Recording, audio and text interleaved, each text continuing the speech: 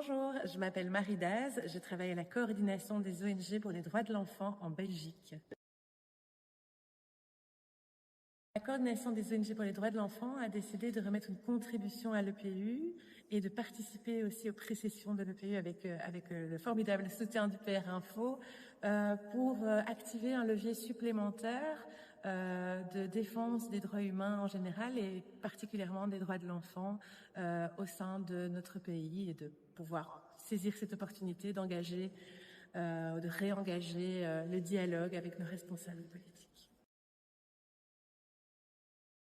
On a eu beaucoup de soutien du PR Info pour préparer la précession sur la Belgique. C'était un soutien extraordinaire. On est arrivé ici, on ne connaissait pas grand-chose et on a été bien encadré, bien préparé à travers des formations en ligne de préparation, des soutiens à relecture, des déclarations, des conseils pour les fiches d'information, le plaidoyer ou les contacts avec les missions permanentes.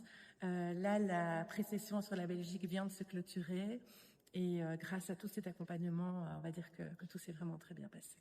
Ça représente une opportunité très intéressante aussi pour la CODE de participer à l'EPU pour porter les droits de l'enfant dans la mesure où les autres organes de traité ne possèdent pas suffisamment de ressources pour pouvoir rapporter périodiquement au sujet de l'application des droits de l'enfant en Belgique. On sait que au niveau du comité des droits de l'enfant accuse un très important retard sur le processus de rapportage dû en fait à un manque de financement.